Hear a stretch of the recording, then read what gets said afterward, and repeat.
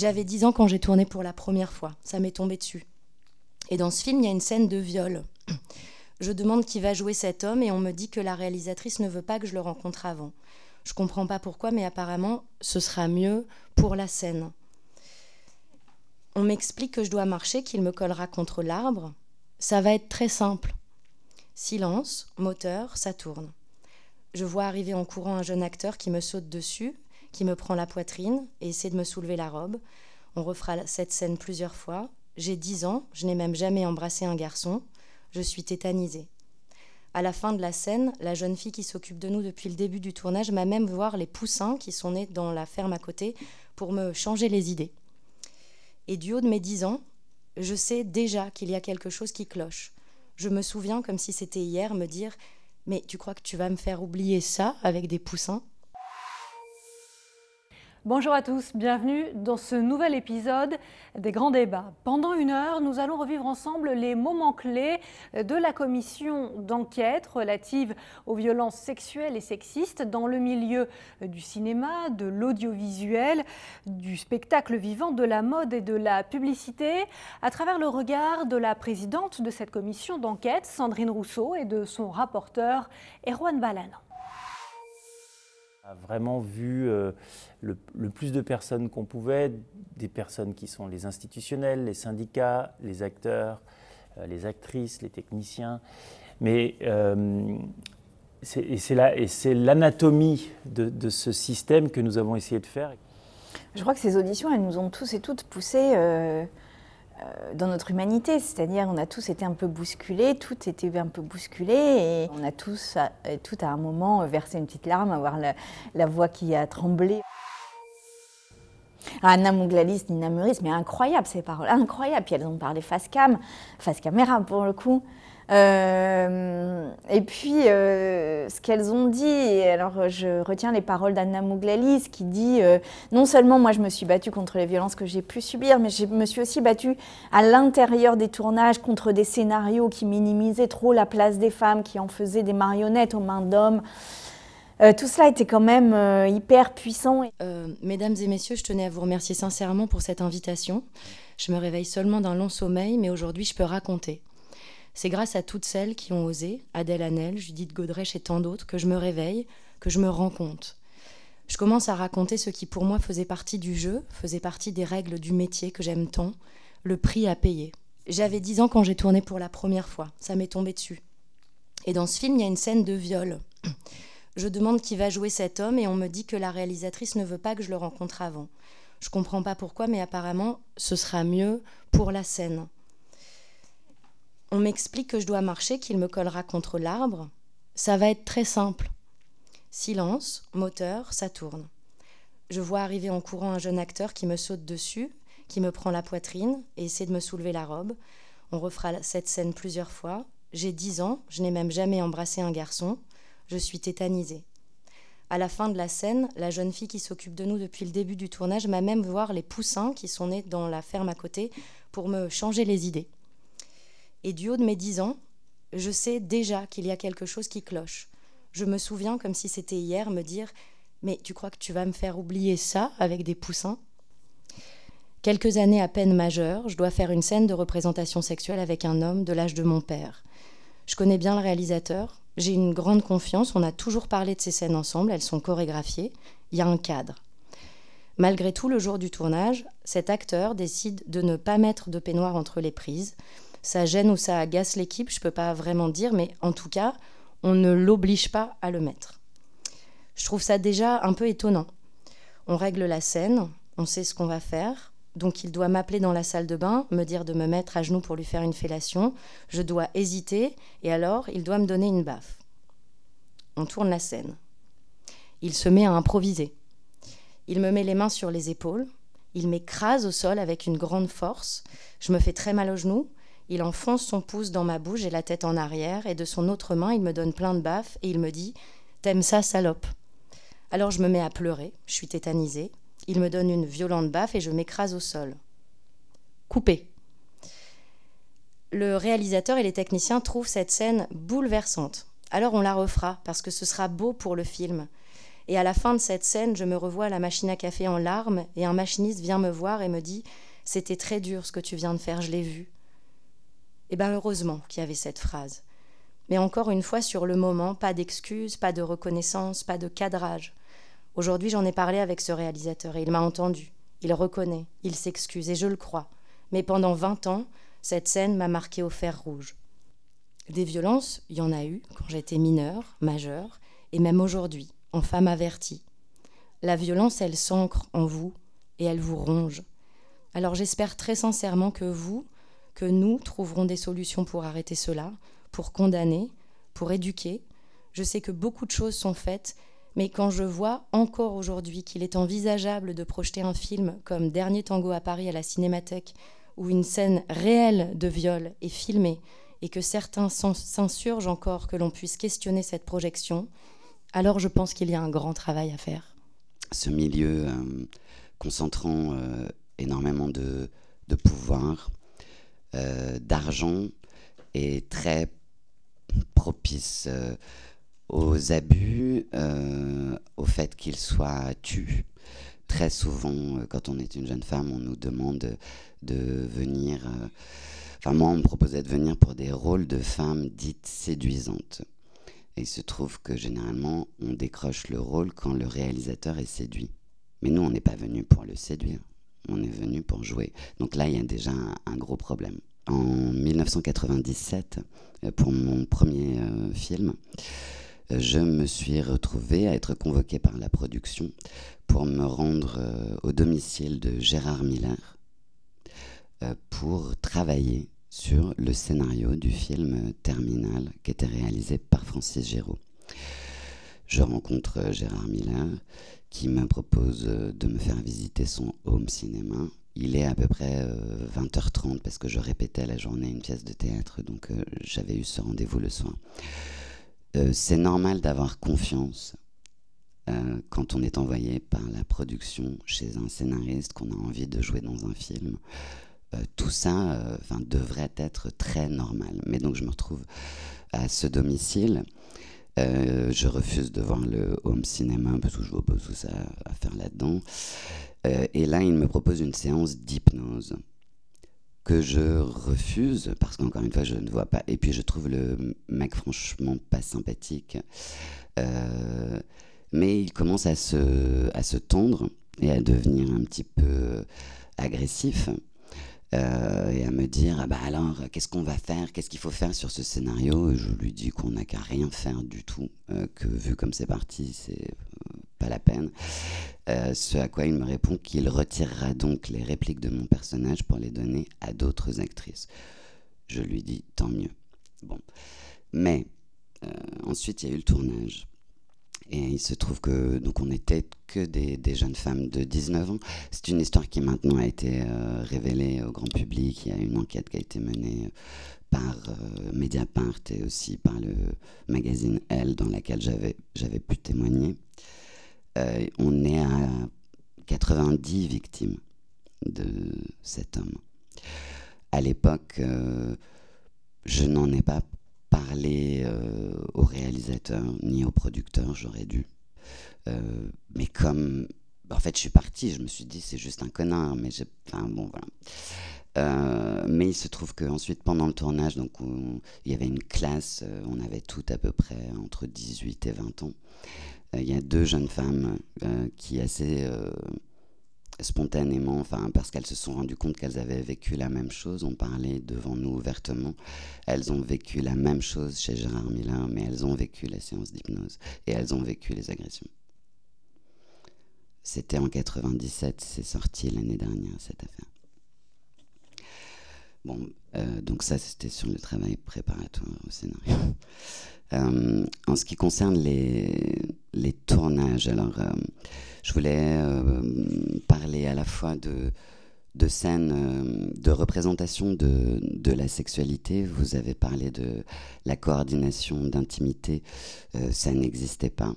Je pense que ça peut être un outil extrêmement intéressant et donc je vais illustrer mes propos par des expériences. J'ai travaillé sur un film pendant lequel Donc je devais être nue au-dessus d'un homme. C'est très très souvent ces positions-là. C'est le corps de la femme qui est exposé, surexposé, qui cache celui de l'homme qui généralement a à peu près 25 ans de plus que l'actrice. Donc sur cette scène, je devais me relever pour m'allonger sur l'homme et je dis au metteur en scène mais non, je ne vais pas faire ça parce que la caméra va se retrouver littéralement sur mon sexe. On me dit non, ne t'inquiète pas, puisqu'à ce moment-là, la caméra va monter sur ton dos et t'accompagner, donc il n'y aura pas de problème.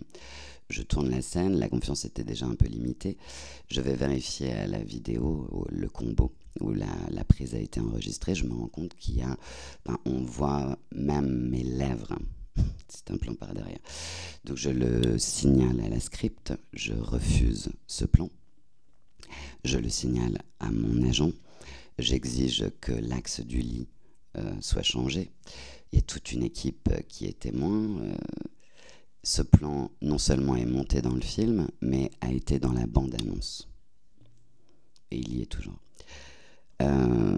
Forte de ces expériences, je me suis retrouvée sur un autre tournage où il y avait une scène à nouveau de représentation de la sexualité avec 3 caméras. Donc 3 caméras qui bougent en permanence à la faveur de ce que la personne qui dirige cette caméra à distance va filmer. Mais c'est pas découpé, c'est un peu au hasard. Je refuse d'être complètement nue. Donc je porte des sous-vêtements en disant c'est beaucoup plus simple, à chaque fois que vous voyez le sous-vêtement, vous coupez, puisqu'il cache la partie qu'il ne faut pas voir. Bon. Mais la tension monte, le réalisateur crie « mais soyez généreux !» L'acteur se met nu. Moi, je reste sur ma position. Et puis, bon, on me demande aussi de... Donc, c'est juste pour dire que c'est pas très propice au fait de jouer quoi que ce soit. Puis là, c'était un rôle de prostituée. On me demande de pleurer et puis de simuler l'orgasme. Et je convoque Anna Magnani.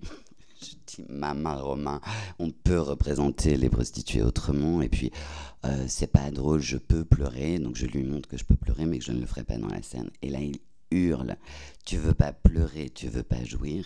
Pourquoi tu fais l'actrice? C'est un de mes plus gros fous rires de cinéma, mais à la hauteur de la violence des propos.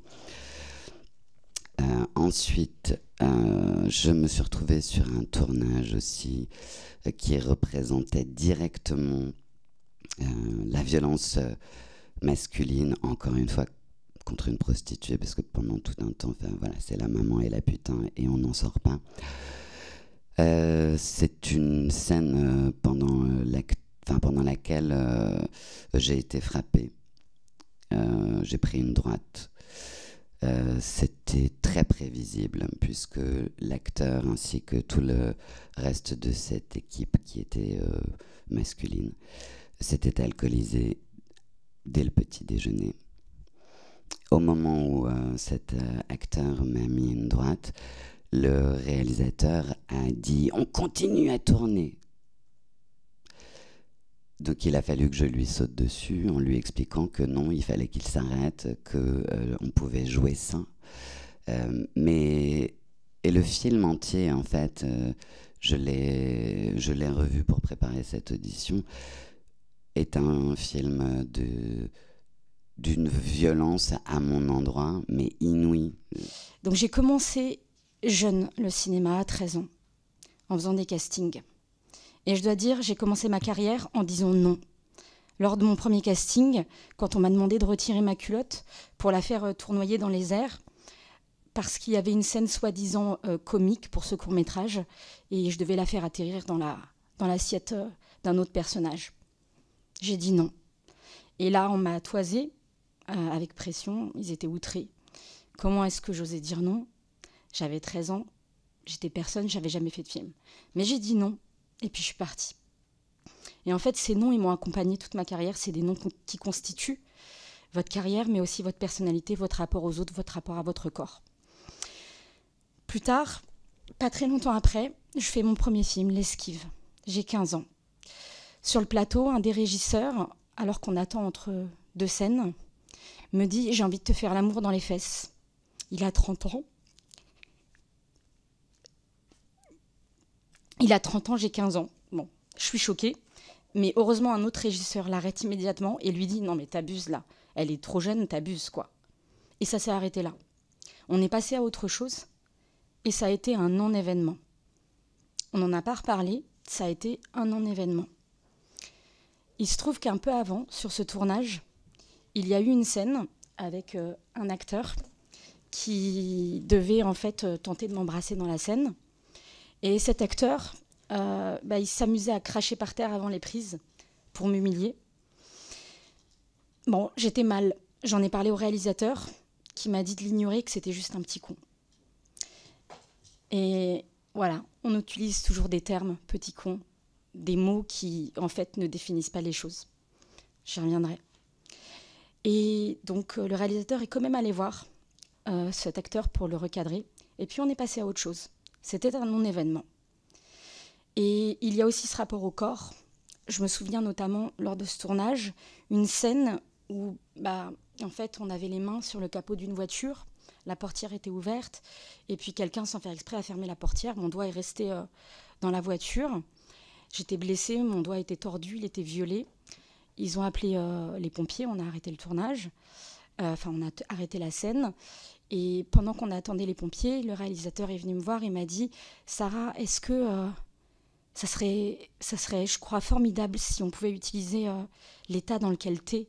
Effectivement, j'étais blême, j'étais blanche.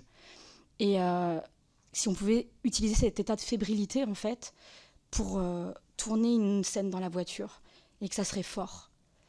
Alors, je suis retournée dans la voiture et j'ai tourné cette scène en étant dans cet état. Donc, ce rapport au corps, je l'ai intégré très tôt, en fait. Et c'est ce rapport au corps qui fait que, dans d'autres films, par exemple, je me rappelle un film où on tournait une scène où j'étais dans un bassin, où je nageais, et on tourne, vous savez, on fait beaucoup de prises, on tourne des heures, et dans l'eau, on attrape très vite froid. Et c'est ce qui fait qu'à un moment donné, je me retrouve à force avec la bouche violette presque bleue, la mâchoire qui claque, j'ai mon corps qui presque convulse. Et on vient me prendre dans les bras et on me dit que je suis courageuse.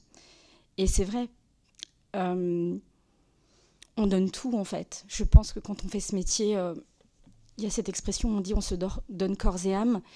Et on a envie de faire le meilleur. Je me rends compte en fait que tout le long de ma carrière, j'ai été vraiment un bon soldat, un bon petit soldat. J'essayais de tout donner pour une œuvre, tout donner pour un metteur en scène. Et il y avait cette idée de ce rapport au corps.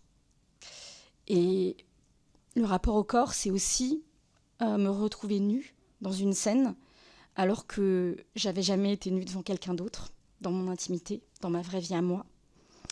J'étais jeune. Et être actrice, c'est aussi être sexuée avant même d'avoir investi sa propre sexualité. C'est aussi mentir, faire comme si on connaissait le sexe, pour pas trop se foutre la honte dans une scène d'amour qu'on doit jouer, alors que j'étais encore vierge. Ça donne même des situations assez cocasses. Mais durant ces années, donc, j'ai intégré des choses. Mais en parallèle de ça, j'étais toujours accompagnée de mes noms. Voilà, mes noms qui me protégeaient. Par exemple, tout au long du parcours, effectivement, j'ai rencontré des metteurs en scène qui m'ont dit qu'ils voulaient coucher avec moi et qui m'ont fait sentir du chantage, que si c'était pas le cas, je savais bien que j'aurais pas le rôle. Et j'ai dit non. J'ai dit non et puis j'ai pas fait ces films-là. Donc ces noms m'ont protégée. Et puis un jour, il y a eu le nom de trop, le nom qu'on m'a pas laissé passer, le nom que j'ai exprimé et qu'on m'a fait payer. J'étais en préparation d'un tournage. On faisait des essais caméra. Et puis j'avais très très mal au ventre. Mal au point de m'allonger sur un canapé. Personne n'a fait attention à moi. Et puis le soir même, en fait, en rentrant, j'ai été aux urgences. J'avais vraiment trop mal. Et là, la médecin qui m'a auscultée m'explique que en fait, je fais une hémorragie interne. J'ai 1,5 litre de sang répandu dans le ventre. Parce qu'en fait, je venais de faire une grossesse extra-utérine et que j'avais une trompe qui avait explosé. Donc, j'ai été immédiatement opérée. Et suite à ça, j'ai eu une péritonite. Donc, c'est une infection assez grave. On peut mourir. Donc, j'ai été hospitalisée et ils m'ont mis sous intraveineuse d'antibiotiques. Au bout de 2 jours, je suis toujours à l'hôpital, j'appelle la réalisatrice pour la prévenir. Et là, elle m'engueule. Elle me dit que j'aurais dû l'appeler plus tôt. Bon. Il va y avoir le début de tournage. Le début de tournage est décalé d'une dizaine de jours. Et puis, avant de tourner, j'apprends, on me dit que l'acteur avec qui je vais tourner, il est un peu énervé, quoi. Ça le fait chier, je cite, qu'on ait décalé le tournage, parce que ça ne l'arrange pas pour son tournage d'après, parce qu'il était serré dans les plannings. Aucune compassion pour moi, aucun mot de soutien concernant mon hospitalisation, rien. Elle a permis à un certain nombre de personnes de parler pour la première fois. Parce qu'on l'a vu, dans ce milieu règne une omerta, règne une peur de parler pour plein de raisons, parce que vous allez perdre votre métier, parce que vous êtes en précarité économique, parce que vous avez à tout prix envie de ce rôle aussi. Et un certain nombre de personnes nous ont dit merci parce que c'était la première fois qu'ils pouvaient parler devant une institution de la République. Alors, il y a eu différents huis clos et j'ai accordé les huis clos selon des principes différents. Il y a un huis clos qui m'a beaucoup marqué, qui était ce huis clos où il y avait, je ne sais pas, peut-être une quinzaine, peut-être une vingtaine de femmes qui étaient tellement terrorisées par les conséquences que pouvaient avoir leurs paroles qu'elles s'appelaient devant nous Madame A, Madame B, Madame C, Madame D, Madame... Et moi, en tant que présidente, je donnais la parole à Madame E ou à Madame L. Et en fait, c'est extrêmement troublant. C'est-à-dire qu'on est à huis clos, on est dans l'Assemblée nationale, on est dans un endroit qui normalement protège la parole. Et même là, ça n'est pas possible, même à huis clos, ça n'est pas possible de donner les noms. Et ça m'a vraiment... ça m'a perturbée sur à la fois les violences dont elle témoignait, mais aussi la violence consécutive à la parole. Se souvenir des comédiennes à huis clos qui n'étaient pas des comédiennes débutantes, qui étaient des comédiennes qui avaient une grande carrière et qui se sont livrées et qui nous ont aussi montré que durant toute leur carrière, quasiment, elles avaient subi soit des atteintes physiques, à leur intégrité physique, soit sur des questions sexistes et sexuelles, mais aussi sur des questions de mise en danger de leur vie, sur les tournages, etc. Et cette audition était assez révélatrice de ce que j'ai nommé une anatomie à broyer des talents. En tous les cas, pour ce qui me concerne, j'ai reçu énormément d'appels en dehors, de témoignages en dehors. Donc c'était à chaque fois des coups de téléphone qui étaient assez durs, de personnes qui avaient tellement peur qu'elles ne voulaient pas venir dans la commission.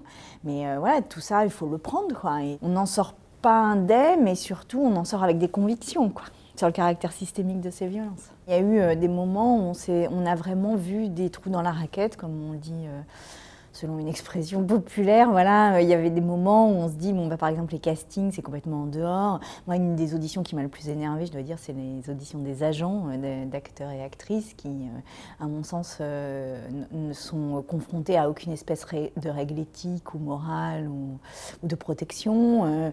Et puis, il y a aussi les enfants et que deviennent ces enfants, puis surtout vraiment, moi, ce qui me fascine, c'est que les personnes qui ont témoigné n'ont pas témoigné d'un épisode de violence survenu comme ça au hasard d'une mauvaise rencontre, j'ai envie de dire. Les personnes qui ont témoigné de violence à cette commission témoignaient de la récurrence des violences, quels que soient les tournages, quelles que soient les équipes, quel que soit leur âge, parfois jeunes. Et donc, on peut pas fermer les yeux. Est-ce que certaines auditions vous ont déçu ? Beaucoup, celle de la Cinémathèque par exemple, énormément. Et même mise assez en colère sur l'hypocrisie complète. Cette espèce d'hypocrisie crasse, quoi, dégueulasse, qui dit que devant notre commission que oui, Maria Schneider a du talent alors qu'il rit, il soupire, il lève les yeux au ciel dans les autres interviews sur le fait que oui, c'était pas si grave ce qu'a subi Maria Schneider, ou que oui, est-ce que finalement tourner un film n'est pas systématiquement un viol. Enfin vraiment, il y avait quelque chose de l'ordre de comment je peux dire ça, de la domination toute puissante sur l'histoire du cinéma. Nous sommes ici pour parler de la projection du dernier Tango à Paris, dans le cadre de la rétrospective consacrée à Marlon Brando pour le 100e anniversaire de sa naissance. Elle a suscité un nombre considérable de réactions. Notre volonté était loin de la provocation. Elle était de présenter une œuvre importante avec un acteur légendaire pour l'anniversaire des 100 ans de sa naissance. Le témoignage de Marie Schneider est devenu une clé de lecture du film. Le film aurait dû faire l'objet d'une présentation des séances très détaillée et approfondie. Car ce film est une conséquence grave et indiscutablement sur la vie de Maria Schneider. Et la scène incriminée est indubitablement d'une grande violence. Nous regrettons alors que la scène était bien évoquée dans l'article de présentation de la rétrospective, nous n'avons pas accompagné ce film. Je prends ma responsabilité. Je reconnais que nous avons mal apprécié la situation et que nous avons manqué de vigilance et de discernement. Nous aurions dû faire différemment et nous ferons différemment à l'avenir, ce qui aurait évité une annulation de séance, un désordre. Or, la Cinémathèque n'est pas là pour créer du désordre. Je reviens sur les épisodes et après je passerai la parole au rapporteur sur ce qu'on a appelé l'affaire Polanski en 2017, sur l'annulation de la rétrospective de Jean-Claude Brissot, sur 2 films de Benoît Jacquot de 2024, en 2024. Et là, cette dernière projection du dernier Tango à Paris, c'est autant de moments qui ont été des moments de tension, et de tension pas avec n'importe qui, c'est-à-dire avec les mouvements féministes qui vous reprochaient la programmation de ces œuvres. Monsieur Bonneau, pourriez-vous nous dire dans quelles conditions et comment vous avez géré ces crises successives ? Vous savez, Madame la Présidente, nous n'en faisons pas mystère, et c'est pour ça que nous sommes là pour répondre à vos questions. Nous sommes sur une voie étroite et sur une ligne de crête qui est difficile. C'est-à-dire que d'un côté, il y a nos statuts, d'un côté, il y a nos missions, d'un côté, il y a l'importance artistique des gens que vous venez de citer, et donc notre devoir, d'un certain point de vue, de les montrer. Et de l'autre, effectivement, il y a les faits dont cette commission s'occupe et l'évolution de la société. Nous, on doit passer entre ces portes qui parfois peuvent être assez serrées. Je vais vous répondre très précisément. Dans le cas de la rétrospective Roman Polanski de 2017, il faut rappeler qu'à ce moment-là, Roman Polanski vient presque d'être au sommet de sa carrière. Il a reçu pour Le Pianiste, quelques années avant, la Palme d'Or au Festival de Cannes et l'Oscar du meilleur film de l'année. Pas l'Oscar du meilleur film étranger, l'Oscar du meilleur film de l'année. C'est dire s'il est un peu au firmament quand même du cinéma. Quand il présente son film en 2017 au Festival de Cannes, il n'y a aucun problème. Rien ne se passe. L'affaire Weinstein éclate, tout d'un coup, absolument. Tout d'un coup, on rappelle ses antécédents. Le problème, c'est que nous avons déjà choisi de faire cette rétrospective et de l'inviter. Ce n'était nullement une provocation. Roman Polanski, quelques années plus tard, je me permets également de vous le rappeler, a fait un film sur l'affaire Dreyfus qui a beaucoup fait parler de lui au moment des Césars avec l'intervention d'Adèle Haenel, mais qui, avant les Césars, a fait plus d'1 million d'entrées en salle et a été produit par une société aussi respectable que la Gaumont. Donc Roman Polanski, est-ce que les films de Roman Polanski ont leur place à la Cinémathèque française en 2017 ? Oui. Que ça suscite une émotion, eh bien c'est dans cette contradiction que nous nous trouvons. Si votre question pour l'avenir, est-ce que nous ferons une autre rétrospective Roman Polanski ces prochaines années ? Bien sûr que non, puisque nous ne sommes absolument pas dans la provocation et que contrairement à l'époque, c'est un cinéaste qui n'est plus du tout en pleine activité pour plein de raisons. En revanche, Madame la Présidente, si vous me demandez, ou à Costa Gavras, est-ce que dans 20 ou 30 ans, à la Cinémathèque française, mais aussi sur les chaînes de télévision, nous ne sommes pas les seuls diffuseurs de films de patrimoine. Une chaîne comme Arte passe sans arrêt des films de patrimoine. D'autres chaînes de télévision passent sans arrêt des films de patrimoine. Donc est-ce qu'on pourra rayer d'un trait de plume les films de Roman Polanski comme Chinatown, Le bal des vampires, Rosemary's Baby ou Ghostwriter qui dénoncent la manipulation lors de la guerre du Golfe en s'en prenant à Bush et à Tony Blair? Je pense que la réponse est non. Ces films seront de toute façon continuer à être montrés, que ça soit à la Cinémathèque ou ailleurs. Voilà ce que je peux vous répondre de la façon la plus précise et également la plus honnête sur Roman Polanski. Là, vous avez admis un raté. Bon, on peut prendre acte. Hein. C'est important aussi de prendre acte. Mais le sujet de votre réticence, parce que je reprends juste, hein, je le reprends, c'est une interview, donc je peux la reprendre. Hein. Au risque de déplaire, le changement de paradigme de la Cinémathèque française ne passera pas par moi. C'est M. Frédéric Bonneau qui parlait. Je veux bien être celui qui fait une exposition sur Louis de Funès, mais je ne resterai pas dans l'histoire de cette maison comme celui qui a fait entrer tous les délires sociétaux. Voilà. Je veux bien avoir une explication sur ce sujet qui me semble en contradiction avec vos missions. Le délire sociétaux s'ajoutant à un autre terme que vous avez utilisé qui était demi-folle, je crois. Je me permets de le souligner en même temps. Je peux répondre sans aucun... Est-ce que mon micro marche? Oui. Je peux répondre sans aucun problème aux deux questions, mais société et demi-folle, vous voyez bien que ça n'a pas la même qualité. Sur les délires sociétaux, je vous propose de vous expliquer sur cette... Je réponds d'abord à monsieur le rapporteur, si vous permettez. L'exemple que vous prenez est un exemple qui serre le cœur de l'historien d'art que je suis aussi, puisque c'est ma formation, à l'université de Tolbiac, Paris 1, pas à l'école du Louvre.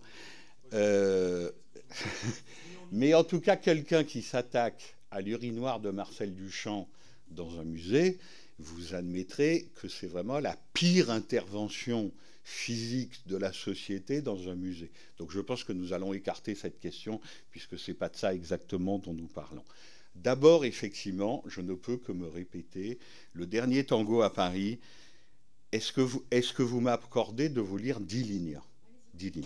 Merci beaucoup. Je vous lis sous la plume de Arthur Serf, qui est un spécialiste de Marlon Brando, un très court extrait du texte qui était publié dans notre programme trimestriel, qui est tiré à plusieurs dizaines de milliers d'exemplaires et mis sur Internet, évidemment, mis en ligne. Voilà ce qu'Arthur Serf écrit sur le film, ce qui vaut donc position de la Cinémathèque française. Marlon Brando est arrivé comme une comète. En une décennie et une poignée de films, il a redéfini l'homme au cinéma et ouvert la voie à une nouvelle conception des normes. Il a donné à voir une masculinité puissante et tourmentée, symbolisant l'homme en lutte contre lui-même, contre la société, contre les conventions. Il est aussi l'homme d'un scandale, le tournage de la scène de viol du dernier tango à Paris, dont l'actrice Maria Schneider n'avait pas été avertie et dont elle ne s'est jamais remise. Dans sa vie privée, l'acteur a semé la mort et la désolation. La représentation de la masculinité incarnée par Marlon Brando mérite d'être questionnée aujourd'hui tant elle semble dépassée, en décalage avec l'époque. De nouveaux modèles émergent et mettent en avant l'expression des émotions, l'empathie, la déconstruction de la figure de l'homme au bord de la violence. Voilà ce qu'écrit Arthur Serf. Évidemment, ce texte, nous l'avons... Pardon ? Ah ben la date, c'est le programme, donc il a dû écrire ça il y a quelques mois, le temps que le programme soit fait, fabriqué, mis en page, etc. Nous sommes en janvier, hein, c'est un programme qui a commencé en novembre. On a dû lui demander ce texte pour septembre, pour le mois de septembre, si vous voulez. Donc voilà la parole de la Cinémathèque française sur Marlon Brando. Est-ce que cette parole aurait dû s'accompagner d'une présentation de séance par Arthur Serf, par exemple, comme c'est souvent le cas? On prend la personne qui a écrit le texte, pour présenter une séance par Jean-François Roger, par Muriel Joudet, par un ou une spécialiste de Marlon Brando ou du cinéma italien de l'époque, puisque Bernardo Bertolucci, encore une fois, nous ne pouvons reconnaître qu'un raté, qu'une erreur. Encore une fois, nous faisons 1600 séances dans l'année, c'est énorme. Nous avons 3 salles de cinéma, nous nous sommes trompés. Cette séance aurait dû être accompagnée. Je ne peux que le répéter. Sur la question que vous posez, monsieur le rapporteur, elle est passionnante, puisque c'est le rapport entre l'art et la société. J'ai envie de vous répondre que nous le faisons, quand on ne se loupe pas, tout naturellement. Je vous donne un exemple très court. Nous avons fait un petit festival de films restaurés il y a quelques semaines, des restaurations récentes.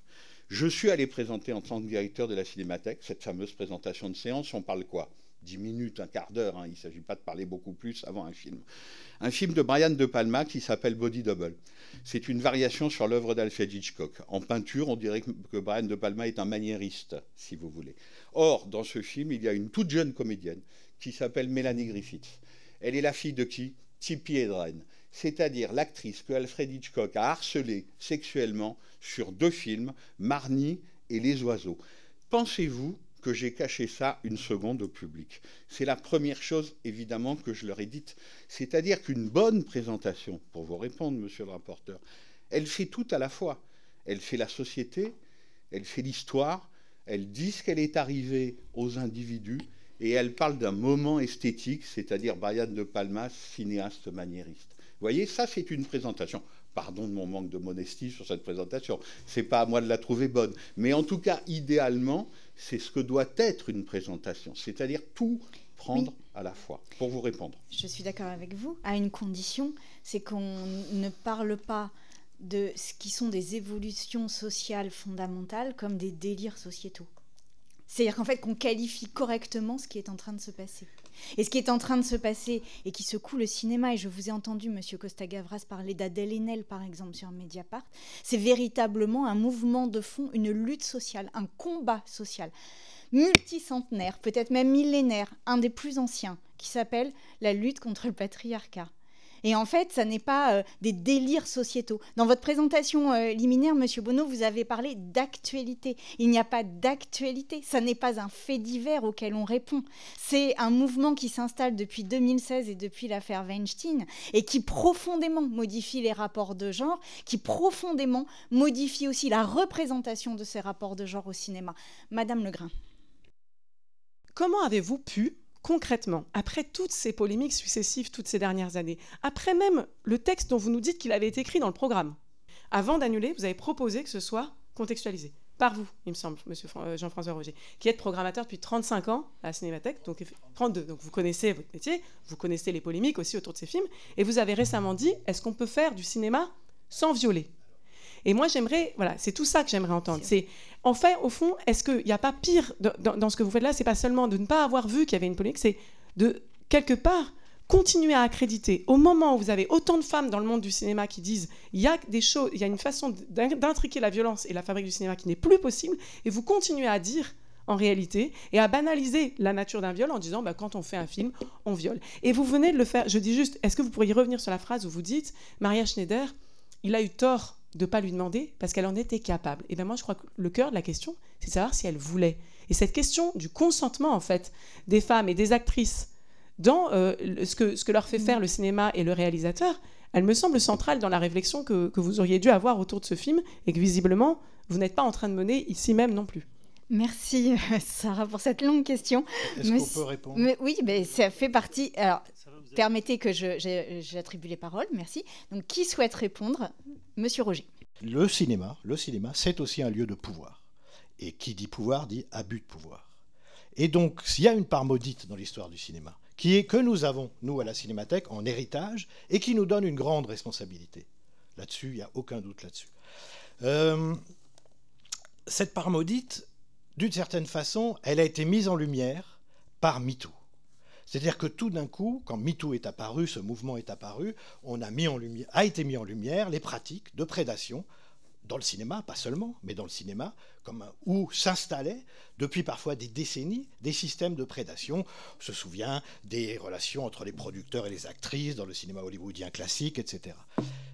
Nous avons, depuis que cette affaire MeToo, depuis que le mouvement MeToo a explosé, les interventions à la Cinémathèque française en ont été touchées. Aujourd'hui, il n'y a pas un débat, une discussion avec un spécialiste du cinéma, parce que notre objet c'est le cinéma, ou avec les spectateurs, le public, où ça ne soit pas, lorsque c'est nécessaire, lorsque c'est opportun, signalé.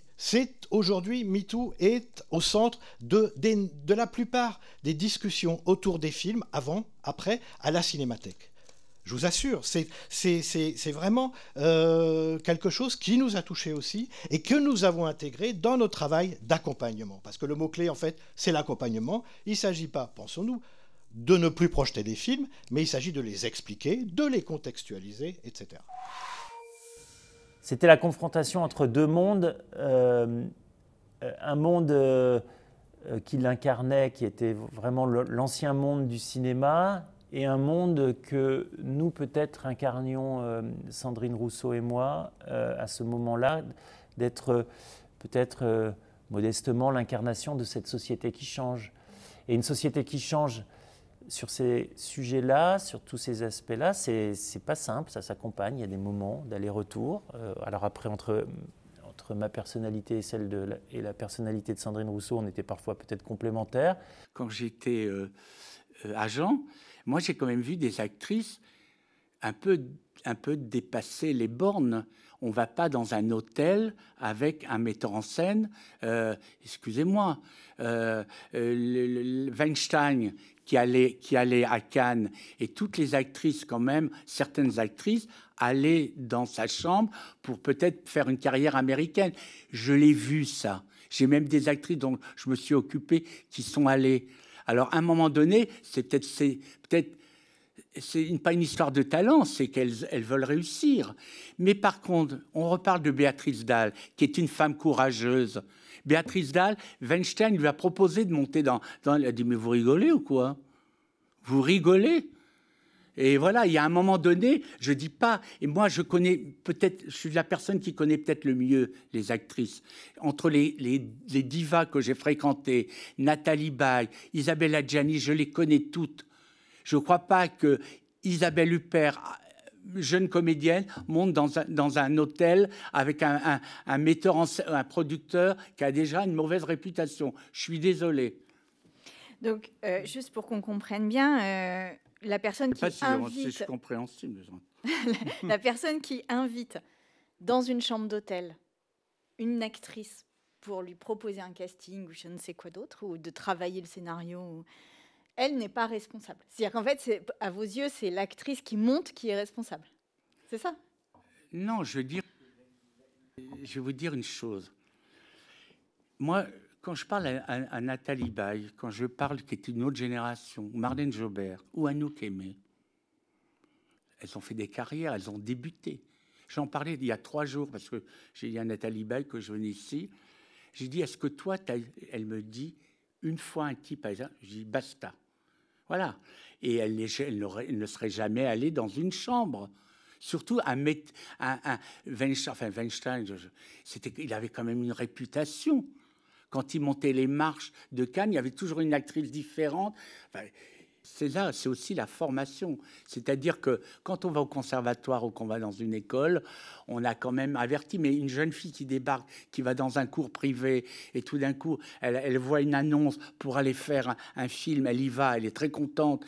Et à un moment donné, peut-être que le metteur en scène ou la personne sent sa fragilité. Ça, c'est extrêmement condamnable. Et que la fille, à la limite, c'est lui une victime.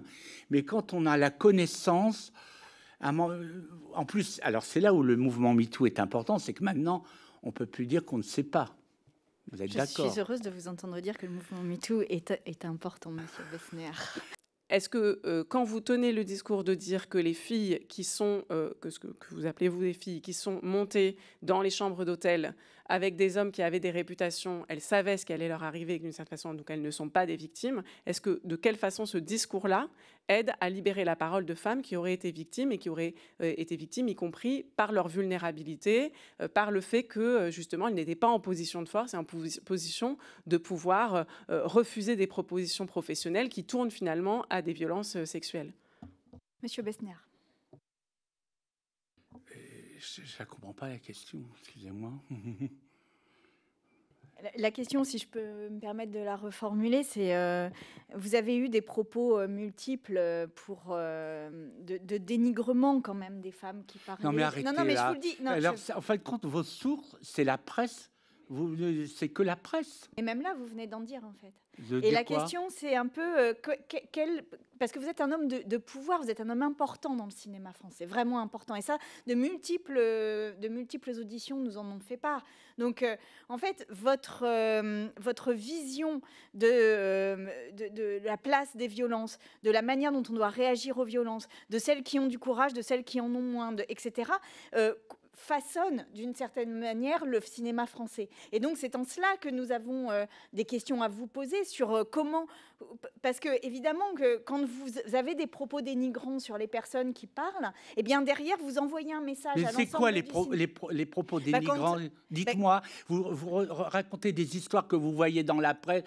Moi d'abord j'ai pas de tweet et des choses que j'ai dites à une époque quand Gérard Depardieu, c'est il y a combien d'années? Il y a un moment donné, ça va. Non, mais là, vous venez parler. Si c'est mon procès, je me taille tout de suite. Mais déjà, vous êtes dans une commission d'enquête, monsieur Non, mais Besnéard, une commission d'enquête, on a l'impression que vous voulez me faire dire quoi? Non, mais Gérard Depardieu, je ne dois pas dire que je l'ai apprécié à une époque. Non. Qu'est-ce que vous voulez savoir? Mais la question, en plus, vous avez le droit encore de l'apprécier. Et j'ai le droit d'avoir mon opinion. Vous n'êtes pas là pour me faire la morale. Je suis désolé, madame. Absolument.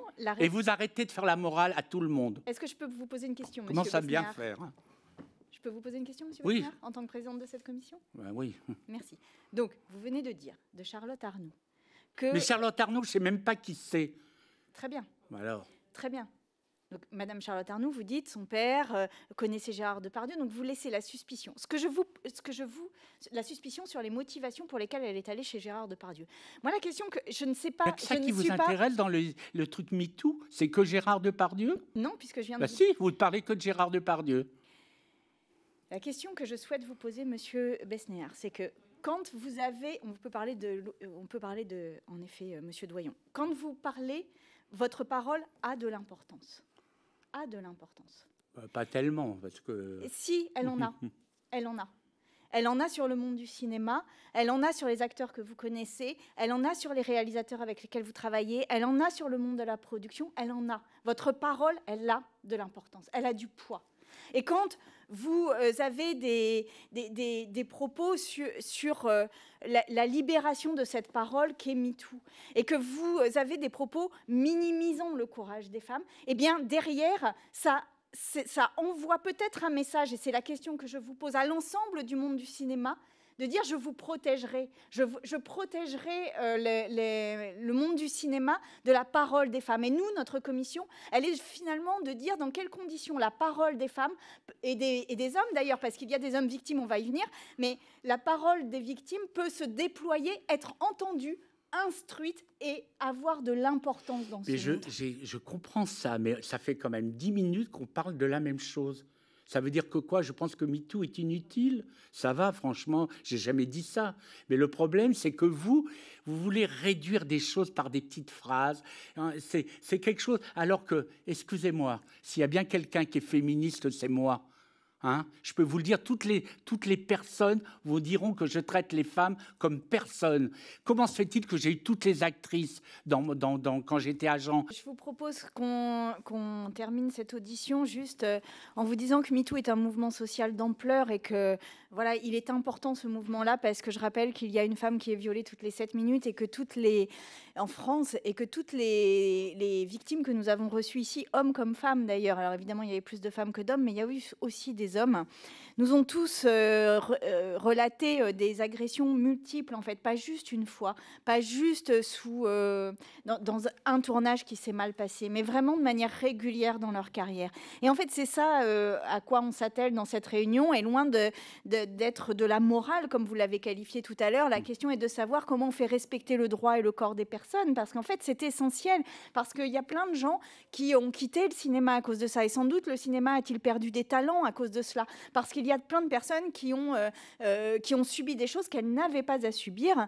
Et il y a eu une forme, je pense, quand même de complaisance, et c'est ce qu'a dénoncé aussi Judith Godrèche quand elle dénonçait le fait que quand elle avait 15 ans, 14 ans, eh bien personne finalement n'a trouvé ça anormal qu'elle puisse être avec. Et c'est normal qu'elle le dise, et c'est bien qu'elle le dise parce que ça fait avancer les choses. Alors vous qui dites tout le temps que vous êtes de l'ancien temps, eh bien peut-être que je conclurai cette commission en disant « Soyez de ce temps-là, Monsieur Besnéard, parce que nous avons aussi besoin de vous. » Merci beaucoup, Madame la Présidente.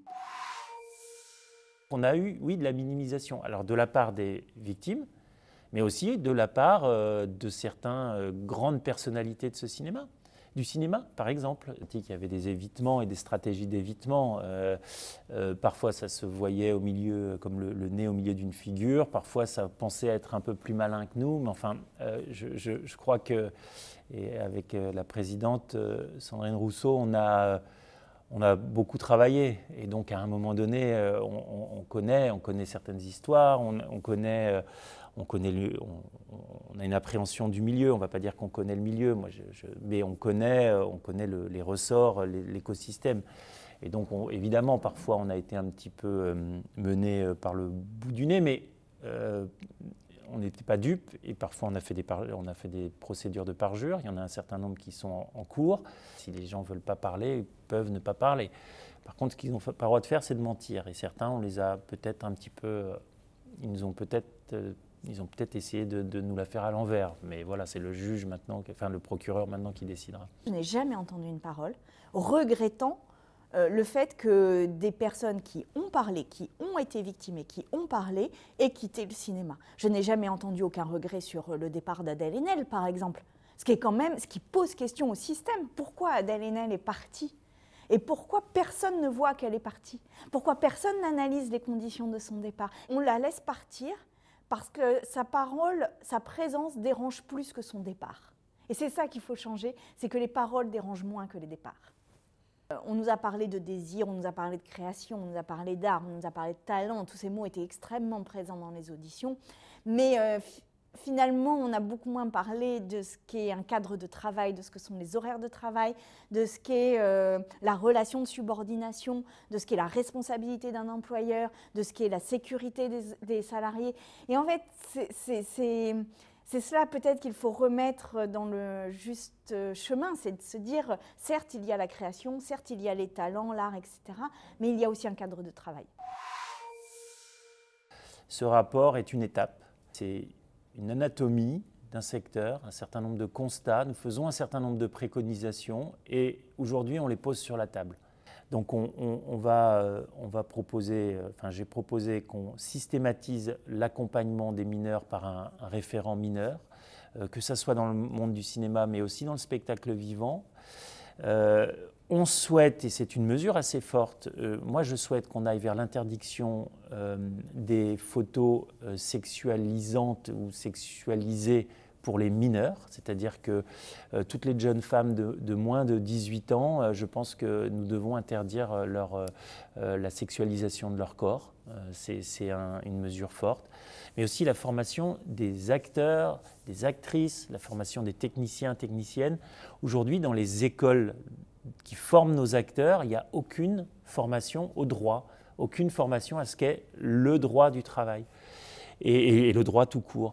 Et moi, je suis persuadé, c'est une conviction que j'ai sur ce sujet et sur plein d'autres sujets, c'est que quand on connaît ses droits, on est bien plus à même de voir que ce que l'on a subi n'est pas normal et n'est pas tolérable.